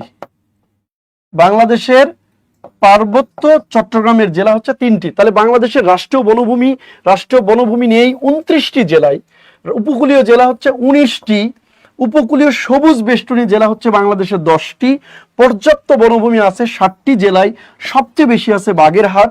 পার্বত্য চট্টগ্রামের জেলা আছে 3টি, চট্টগ্রাম হিলটেক্স বলা হয়, সেগুলো হচ্ছে রাঙামাটি, খাগড়াছড়ি, বান্দরবান। রাঙামাটি, খাগড়াছড়ি এবং বান্দরবান, রাঙামাটি, খাগড়াছড়ি, বান্দরবান। তাহলে রাষ্ট্রীয় বনভূমি 29টি জেলায়, উপকূলীয় জেলা হচ্ছে 19, উপকূল সবুজ বেষ্টনী জেলা হচ্ছে 10, পর্যাপ্ত বনভূমি হচ্ছে 7, আর হচ্ছে পার্বত্য চট্টগ্রামের জেলা আছে 3টি। এখানে আরো 2টা জিনিস লাগবে। বাংলাদেশের একক বৃহত্তম বনভূমি সুন্দরবন। বাংলাদেশের একক বৃহত্তম বনভূমি সুন্দরবন, বাট বাংলাদেশের বৃহত্তম বনভূমি পার্বত্য চট্টগ্রামের বনভূমি। বাংলাদেশের একক বৃহত্তম হচ্ছে সুন্দরবন, বা বৃহত্তম বনভূমি হচ্ছে পার্বত্য চট্টগ্রামের বনভূমি। যে বিভাগে সবচেয়ে বেশি বনভূমি, বাংলাদেশের যে বিভাগে সবচেয়ে বেশি বনভূমি তার নাম হচ্ছে চট্টগ্রাম। বাংলাদেশের যে বিভাগের সবচেয়ে বেশি বনভূমি আছে তার নাম হচ্ছে চট্টগ্রাম বিভাগ। বাংলাদেশের যে বিভাগে সবচেয়ে বেশি বনভূমি আছে চট্টগ্রাম বিভাগে। যে বিভাগে সবচেয়ে কম বনভূমি আছে, বাংলাদেশের যে বিভাগে সবচেয়ে কম বনভূমি আছে রাজশাহী। এই জন্য বাংলাদেশের উষ্ণতম বিভাগ হচ্ছে রাজশাহী। এই জন্য বাংলাদেশের উষ্ণতম স্থানও পড়েছে কিন্তু রাজশাহী বিভাগের নাটোর জেলার লালপুরে। কারণ গাছপালা, আমরা জানি যে গাছপালা কিন্তু পরিবেশ কি করে, শীতল করে। গরমের সময় আমাদের জন্য গাছ যেমন ভালো, শীতের সময় গাছ আমাদের জন্য কিন্তু ভালো। এই জন্য পরিবেশের ব্যালেন্স রাখার জন্য আমাদের প্রত্যেকেই, আমরা জানি যে ভারত, কিছুদিন আগে আমরা রিপোর্ট দেখছি, ভারতের একটা শিশু তার জন্মের আগেই তার বাবা মা এত পরিমাণ বৃক্ষরোপণ করছে, যাকে বিশ্বের প্রথম শিশু হিসাবে, কার্বন নিরপেক্ষ শিশু হিসাবে ঘোষণা করা হয়েছে। তো এজন্য যে বিভাগে সবচেয়ে বেশি বনভূমি তার নাম চট্টগ্রাম বিভাগ, যে বিভাগে সবচেয়ে কম বনভূমি তার নাম হচ্ছে রাজশাহী বিভাগ। আরেকটা জিনিস এখানে পরীক্ষায় বারবার আসে, বাংলাদেশ বন গবেষণা কেন্দ্র অবস্থিত। এটা কিন্তু আপনাদের বিশেষ প্রিলিতে আসছে। বাংলাদেশ বন গবেষণা কেন্দ্র অবস্থিত চট্টগ্রাম। বাংলাদেশ বন গবেষণা কেন্দ্র অবস্থিত চট্টগ্রাম। তাহলে একক বৃহত্তম বনভূমি সুন্দরবন, একক বৃহত্তম হচ্ছে পার্বত্য চট্টগ্রাম, বিভাগ হিসাবে বেশি বনভূমি আছে হচ্ছে চট্টগ্রামে, কম আছে রাজশাহীতে। বাংলাদেশ বন গবেষণা কেন্দ্র হচ্ছে চট্টগ্রাম। এবং বাংলাদেশের সবচেয়ে বেশি বন আছে যে জেলায় পর্যাপ্ত বনভূমি আছে সেটা হলো 7টি জেলায়, কিন্তু বেশি আছে, সবচেয়ে বেশি আছে বাগেরহাট। ওকে, তাহলে আমরা এখান থেকে চলে যাচ্ছি বের হয়ে। আপনি ক্লাসগুলো আবার পরে করবেন। তাহলে এটা আমরা পেলাম, পরেরটা আসি আমরা। এই যে দেখেন, আচ্ছা, বাংলাদেশের দীর্ঘতম গাছের নাম কি? আপনারা জানেন যে বাংলাদেশের সবচেয়ে দীর্ঘতম গাছের নাম হচ্ছে বৈলাম। এই গাছটা পার্বত্য চট্টগ্রামে সবচেয়ে বেশি হয়, বৈলাম। হ্যাঁ, এটা বাংলাদেশের দীর্ঘতম গাছ হচ্ছে বৈলাম। বৈলাম একটু তাড়াতাড়ি করতেছি, আমাদের সময় 10টা 29 বাজে, তাই না? একটু সময় দিই আপনাদের, একটু সময় দিই। এটা কিন্তু প্রাক প্রাথমিক সহকারী শিক্ষক 2014 এবং সাব রেজিস্টার 2003 সালের প্রশ্ন। তো দেখেন এটা কিন্তু ইম্পর্টেন্ট আছে, বাংলাদেশ এগুলো সসিলি প্রশ্নগুলোই আসে, যে বাংলাদেশের পরিবেশের জন্য ক্ষতিকর, পরিবেশের জন্য ক্ষতিকর, পরিবেশের জন্য ক্ষতিকর কিন্তু ওই যে ইউক্যালিপটাস গাছ আমাদের গ্রামে প্রচুরই আছে। এই গাছটা ইউক্যালিপটাস গাছ। আমরা জানি যে গাছগুলো কার্বন ডাই অক্সাইড কি করে নিঃসরণ করে, আর হচ্ছে অক্সিজেন হচ্ছে নিঃসরণ করে, কার্বন ডাই অক্সাইড গ্রহণ করে। আর এই গাছটার ক্ষেত্রে ভিন্ন, এই অক্সিজেনই গ্রহণ করে, কার্বন ডাই অক্সাইড ছাড়ে। তাহলে আমরাও ছাড়তেছি, ও ছাড়তেছে। এবং এই গাছের পাতা যদি পুকুরে পড়ে, দেখবেন ওই পুকুরে মাছ হয় না। এই জন্য এই গাছ মানে খুব কম লাগানো উচিত বাড়ির পাশে বা চারপাশে। এই গাছ যত বেশি আপনার বাড়ির চারপাশে থাকবে, আপনার বাড়ির চারপাশে বাতাস হইলেও প্রচন্ড গরম বাতাস পাবেন। পরিবেশের জন্য ক্ষতিকর গাছ। আর সবচেয়ে বড় গাছের নাম কি? বললাম। এরপরে হচ্ছে মাউস। ওকে, পরেরটা নেই, কলম নিব। ওকে, ডান। আচ্ছা, বাংলাদেশের কোন বনভূমি শালবন বৃক্ষের জন্য বিখ্যাত? তো দেখেন বাংলাদেশে আমাদের অনেকগুলো অঞ্চল আছে, বনভূমি আছে। তো কোন অঞ্চলগুলো? এখানে অপশন দেওয়া আছে। ক, সিলেটের বনভূমি, 2 নম্বর হচ্ছে পার্বত্য চট্টগ্রামের বনভূমি, 3 নম্বর ভাওয়ালের মধুপুরের বনভূমি, খুলনা বরিশাল পটুয়াখালী বনভূমি। তাহলে বাংলাদেশের কোন বনভূমি শালবন বৃক্ষের জন্য বিখ্যাত? অপশন ক 4টা দেওয়া আছে, একটু কমেন্ট করবেন এগুলো। আপনার এগুলো ছাড়া আমাদের বিভিন্ন বৃক্ষগুলো আছে, যেন পত্র পরা, পত্র পচনশীল বৃক্ষ আছে, পত্র ঝরা বৃক্ষ আছে, শালবন বৃক্ষ আছে। তো শালবন বৃক্ষ মূলত বাংলাদেশের একটা জায়গায় বিখ্যাত, সব জায়গায় কিন্তু হয় না। যেমন সুন্দরবন, আমাদের বাংলাদেশের একক বৃহত্তম বন হচ্ছে সুন্দরবন, যেটাকে পৃথিবীর ফুসফুস বলা হয়, ফুসফুস বলা হয়। তাহলে এই সুন্দরবনে কিন্তু এই এই এই শালবন বৃক্ষ কিন্তু হয় না।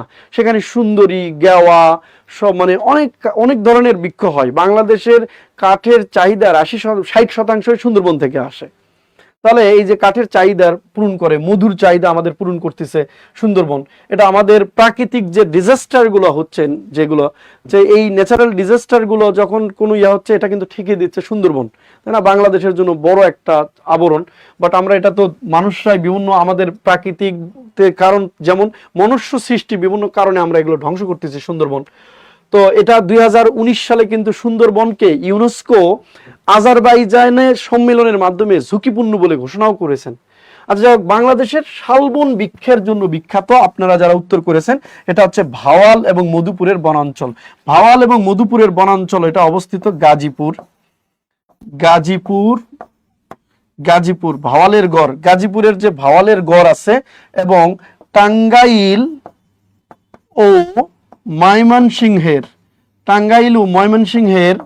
টাঙ্গাইল এবং ময়মনসিংহের মধুপুর বনাঞ্চল হচ্ছে শালবন বৃক্ষের জন্য বিখ্যাত। শালবন, তাহলে শালবনের জন্য বিখ্যাত হচ্ছে আপনারা যা উত্তর করেছেন গাজীপুরের ভাওয়ালের গড় এবং টাঙ্গাইল ও ময়মনসিংহের মধুপুরের বনাঞ্চল।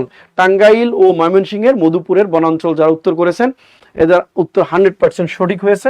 Thank you. আমরা তাহলে বাংলাদেশের একক বৃহত্তম বনভূমির নাম কি বলেন তো? পার্বত্য চট্টগ্রামের মানে বাংলাদেশের বৃহত্তম বনভূমি পার্বত্য চট্টগ্রাম, একক বৃহত্তম হচ্ছে সুন্দরবন।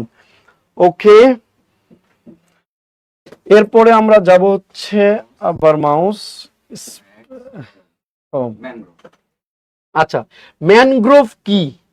অপশনে দেওয়া আছে কেওড়া বন, শাল বন, উপকূলীয় বন, চিরহরিৎ বন। তাহলে আমরা দেখলাম যে অনেক ধরনের বন হয় না? কেওড়া বন, শাল বন, উপকূলীয় বন, চিরহরিৎ বন।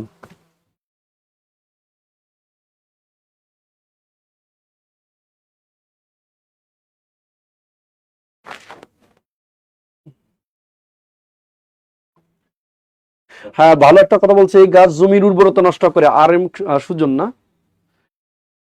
ওকে, আমরা আপনারা একটু কমেন্ট করবেন, এটা আমি একটু লিখে দিচ্ছি, তারপরে আসি। নোট যাবো স্যার, নোটে, ঠিক আছে? তো সুন্দরবন, সুন্দরবন এটির পরিচিতি, মূলত এটিকে বলা হয় বাধা বন।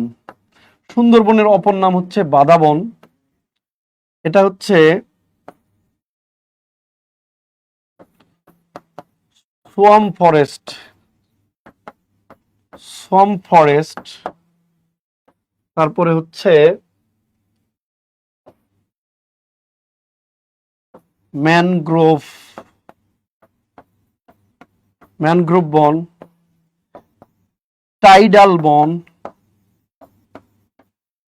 তাহলে বাধা বন, সোয়াম্প ফরেস্ট, ম্যানগ্রোভ বন, টাইডাল বন,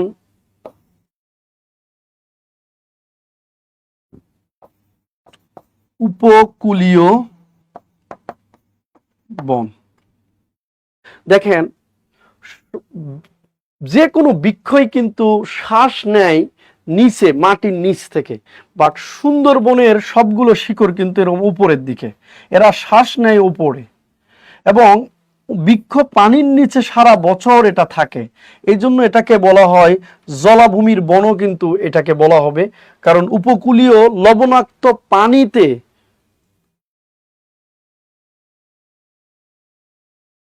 উপকূলীয় যে উপকূলীয় যে পানি আছে, লবণাক্ত পানিতে কিন্তু এই বনটা হয়, এটার একটা বিশেষ বৈশিষ্ট্য। এই জন্য এটাকে উপকূলীয় বন বা টাইডাল বন বা ম্যানগ্রোভ বন বলে এটিকে মূলত। এটি সুন্দরবন, সুন্দরবন কিন্তু দুটি দেশে অবস্থিত, দুটি দেশে আছে। এই সুন্দরবনটা দুইটা দেশ আছে। একটা দেশের নাম হচ্ছে বাংলাদেশ। এই বাংলাদেশে মোট ৬২% সুন্দরবনের আছে। অন্যদিকে আছে ইন্ডিয়া, এখানে ৩৮% এই বনভূমিটা আছে। এবং এই ৬২% ভূমির আয়তন হলো, সুন্দরবনের টোটাল আয়তন হচ্ছে দুইটি দেশ মিলে ১০,০০০ কিলোমিটার। কিন্তু ১০,০০০ কিলোমিটার, কিন্তু বাংলাদেশে এটা আছে ৬,০১৭ কিলোমিটার কিমি, অথবা বলা হয় প্রায় ২৪০০ বর্গ মাইল, বর্গ কিমি বা বর্গ মাইল বলে, ২৪০০ বর্গ মাইল। এটা বর্গ কিমি, এটা হচ্ছে বর্গ কিমি, তো ২৪০০ বর্গ মাইল, প্রায় ৬,০১৭ কিলোমিটার অথবা ২৪০০ বর্গ মাইল। আর ইন্ডিয়ার রয়েছে হচ্ছে ৩,৯৮৩ বর্গ কিমি, অথবা ৩৮%। তাহলে আমরা বলেছি সুন্দরবনের মোট আয়তন কিন্তু প্রায় মোট আয়তন কিন্তু ১০,০০০ বর্গ কিমি। এর মধ্যে ভারতে বাংলাদেশ মালিকানাধীন ৬২%, ভারত মালিকানাধীন আছে ৩৮%, বাংলাদেশ মালিক ৬,০১৭ কিলোমিটার, ভারত মালিক ৩,৯৯৩ বর্গ কিলোমিটার। এবং এই সুন্দরবন কিন্তু বাংলাদেশ বিশ্ব ঐতিহ্যের একটা অংশ, ঠিক আছে না? আমরা আরো পড়াচ্ছি আপনাদের, একটু দেখেন। এটার পরে আমরা প্রশ্ন যেটা ছিলাম, তো ম্যানগ্রোভ বনটা মূলত, ম্যানগ্রোভ বনটা কি? তাহলে আমরা বলছি এটা একটা উপকূলীয় বন, লবণাক্ত পানির বন বা উপকূলীয় বন বা সোয়াম্প ফরেস্ট, অথবা এটাকে টাইডাল বন বলে বা স্রোতস বন বলে। স্রোতস, কারণ স্রোতস বন, টাইডাল বন বা উপকূলীয় বন, বাধা বন হচ্ছে সুন্দরবন, উপকূলীয় বন, টাইডাল বন, স্রোতস বন হচ্ছে মানে সুন্দরবন, ঠিক আছে? আপনারা যারা উপকূলীয় বন উত্তর দিয়েছেন, আপনাদের উত্তর কিন্তু সঠিক হয়েছে। উপকূলীয়, কারা কারা উপকূলীয় বন দিয়েছেন? বাধা বন, আচ্ছা, সোয়াম্প ফরেস্ট, ম্যানগ্রোভ বন, টাইডাল, উপকূলীয় বন, ঠিক আছে? ওকে, তাহলে ধন্যবাদ আপনারা, থ্যাংক ইউ সো মাচ। আপনাদের অনেক অনেক ধন্যবাদ জানাচ্ছি যারা উপকূলীয় বন দিয়েছেন। আসলে আপনারা পড়াশোনা করেন। আচ্ছা, বাংলাদেশের প্রধান খনিজ সম্পদ কোনটি? তো আমরা জানি যে খনিজ সম্পদ কি, এটা আমরা জানি, স্যার তো সায়েন্সের মানুষ, পড়াই আপনাদের খনিজ সম্পদ। তো প্রধান খনিজ সম্পদ এখানে দেওয়া আছে কয়লা, প্রাকৃতিক গ্যাস, চুনাপাথর, চীনামাটি। তা প্রধান খনিজ সম্পদ কোনটি? তো বাংলাদেশের এগুলো সবগুলোই কিন্তু খনিজ সম্পদ। এবং বাংলাদেশের কয়লা নিয়ে কিন্তু পরীক্ষায় আসে যে বাংলাদেশের বৃহত্তম কয়লা খনি আছে কিন্তু হচ্ছে, কয়লা খনি আছে দিনাজপুর বড়পুকুরিয়া। বাংলাদেশে প্রথম আবিষ্কৃত কয়লার খনি অবস্থিত দিনাজপুর বড়পুকুরিয়া। আচ্ছা, বাংলাদেশের প্রাকৃতিক গ্যাস, ন্যাচারাল গ্যাস, এটি কিন্তু প্রথম আবিষ্কার হয়েছে 1955 সালে হরিপুর সিলেট। তো বাংলাদেশের প্রাকৃতিক যে গ্যাস আছে এর প্রধান উপাদান কিন্তু বারবার পরীক্ষা আসে। প্রধান উপাদান, প্রাকৃতিক গ্যাসের প্রধান উপাদান কি? প্রধান উপাদান হচ্ছে মিথেন। প্রাকৃতিক গ্যাসের প্রধান উপাদান কিন্তু মিথেন CH4, তাই না? মিথেন। তাহলে এই প্রাকৃতিক গ্যাস মিথেন প্রধান উপাদান। এই প্রাকৃতিক গ্যাস বাংলাদেশের কিন্তু মোট প্রাকৃতিক গ্যাস আছে কিন্তু হচ্ছে আপনার 29টি। প্রাকৃতিক গ্যাসের খনি আবিষ্কার হয়েছে মোট 29টি। প্রথমটা আমরা বলেছি হরিপুর সিলেট, এবং সর্বশেষটা আমরা বলবো হচ্ছে ইলিশা এক। সর্বশেষ হচ্ছে ইলিশা 1। এর মধ্যে বৃহত্তম যেটা আমাদের এটা পরীক্ষা আসে, বৃহত্তম গ্যাস ক্ষেত্রের নাম হচ্ছে তিতাস, ব্রাহ্মণবাড়িয়া বা বিবাড়িয়া। তাহলে দেখেন বাংলাদেশের প্রধান খনিজ সম্পদ চুনা পাথরের জন্য বিখ্যাত আমাদের কক্সবাজার। চীনা মাটির জন্য বিখ্যাত হচ্ছে বিজয়পুর, নেত্রকোনা সহ অনেক জায়গায় আছে, কিন্তু এটা বাংলাদেশের প্রথম চীনা মাটি হয়েছে বিজয়পুর, নেত্রকোনা। তাহলে দেখেন আমরা বলছি বাংলাদেশের প্রথম কয়লা আবিষ্কার হয়েছে বড়পুকুরিয়া, দিনাজপুর। বাংলাদেশের প্রথম প্রাকৃতিক গ্যাস আবিষ্কার হয়েছে হরিপুর, সিলেট। চুনা পাথরের জন্য বিখ্যাত কক্সবাজার। চীনা মাটি প্রথম আবিষ্কার হয়েছে বিজয়পুর, নেত্রকোনা। তাহলে বাংলাদেশের এগুলো সবগুলোই খনিজ সম্পদ, বা প্রধান খনিজ সম্পদ হচ্ছে প্রাকৃতিক গ্যাস। প্রধান খনিজ সম্পদ হচ্ছে বাংলাদেশের প্রাকৃতিক গ্যাস। প্রধান খনিজ সম্পদ কি বাংলাদেশের? প্রাকৃতিক গ্যাস। তাহলে প্রাকৃতিক গ্যাস নিয়ে দেখি আরেকটু সাম্প্রতিক পড়ায়, দেখি পারেন কিনা, দেখি সাম্প্রতিক পড়ায়। প্রাকৃতিক গ্যাস সবচেয়ে বেশি উৎপাদন করে, রপ্তানি করে কোন দেশ? পারেন কিনা? প্রাকৃতিক গ্যাস সবচেয়ে বেশি মজুত কোন দেশ? বাংলাদেশ সবচেয়ে বেশি প্রাকৃতিক গ্যাস আমদানি করে কোন দেশ থেকে? ওরে ক্ষুধা লাগছে অনেক, আসলে এই দিন লেখা ভালো লাগতেছে না। এই রিটেন পরীক্ষার সময় এরকম লাগতো আর কি। সবচেয়ে প্রাকৃতিক গ্যাস কোন দেশ আমদানি করে? দ্রুত করেন না ভাই, সকাল থেকে লাইব্রেরিতে পড়তেছি, তারপরে ধরেন আপনার আজকে তো ছুটি আমাদের সরকারি, এরপরে এই যে কম্পিউটার ম্যান বইয়ের কাজ করতেছে, মির্জিকে পূর্ণাঙ্গ বইয়ের। আপনি এখানে ক্লাস নিলাম, এখানে যা বইয়ের একটু কাজ করব ঘন্টা 2-1, তারপরে ঘুমাবো। এরপর সকাল 6টা 6:30টায় আমাকে উঠা যেতে হবে। 6:30টায় যদি যাই, আপনি অলমোস্ট 7টার মধ্যে আমাকে গাবতলী থাকতে হবে, তাহলে আমার 9টা 10টা অফিস ধরা যাবে। 9টা 9:30টার মধ্যে সময় লাগে তো অনেক।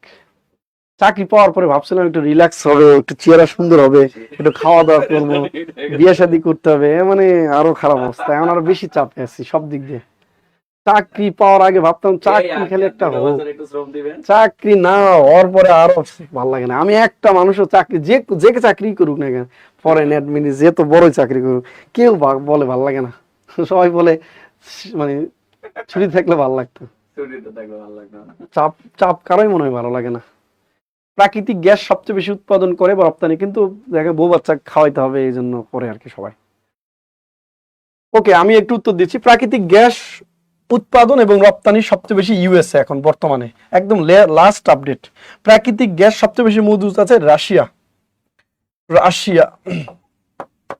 আর বাংলাদেশ সবচেয়ে বেশি করে কাতার থেকে।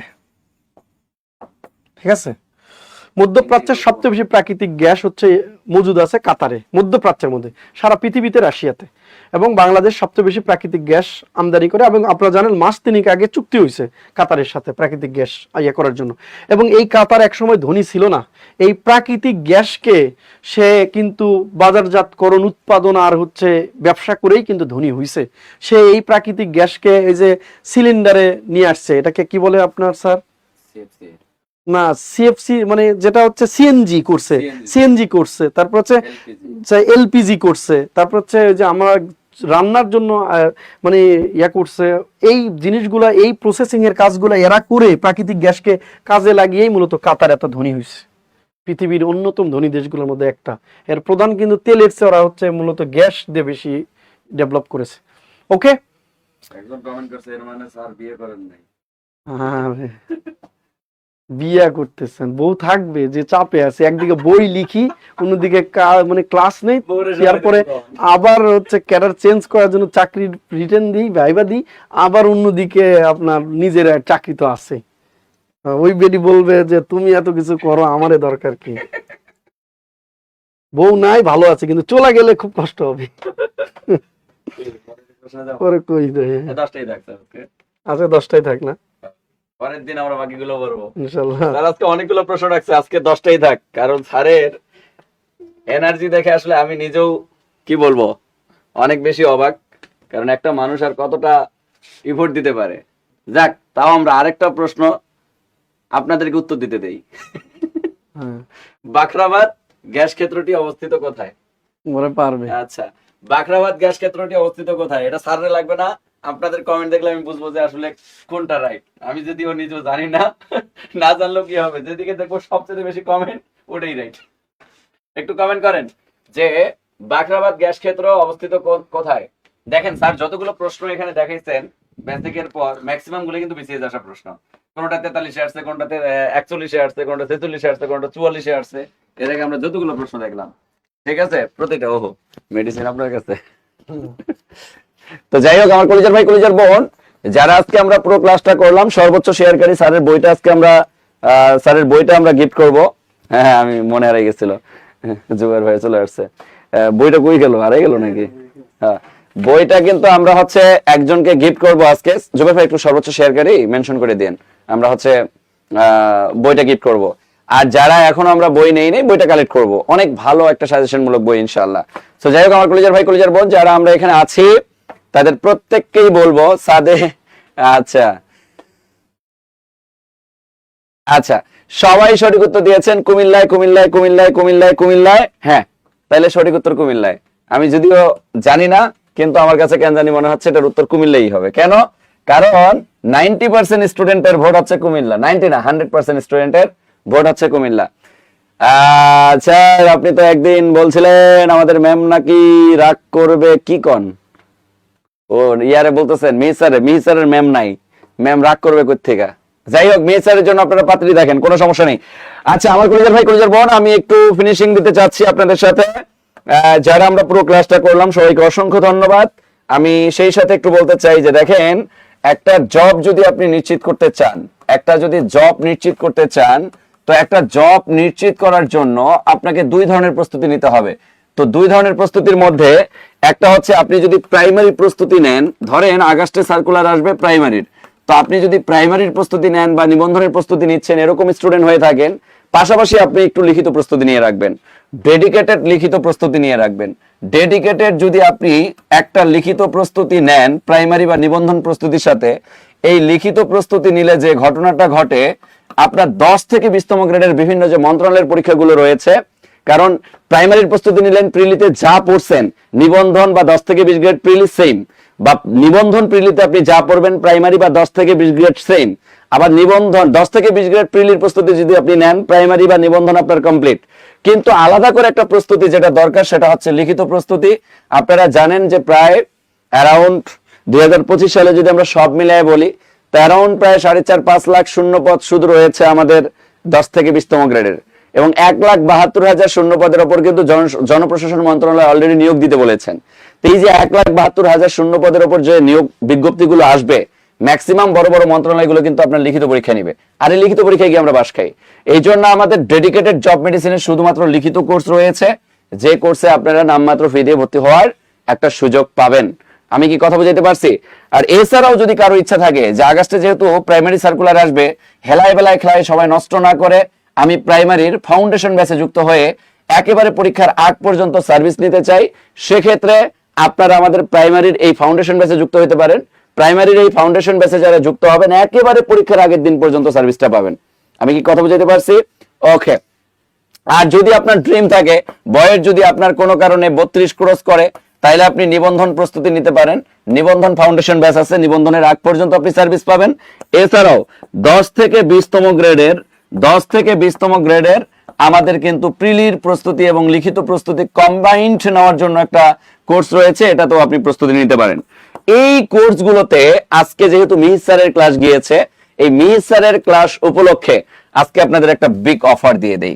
অর্থাৎ যারা 0190151950 যারা আজকের ক্লাসটা পুরাটা করলেন, তারা শুধুমাত্র আমাদের এই নাম্বারে হোয়াটসঅ্যাপে মেসেজ করে আপনাদের নাম্বারটা শেয়ার করবেন।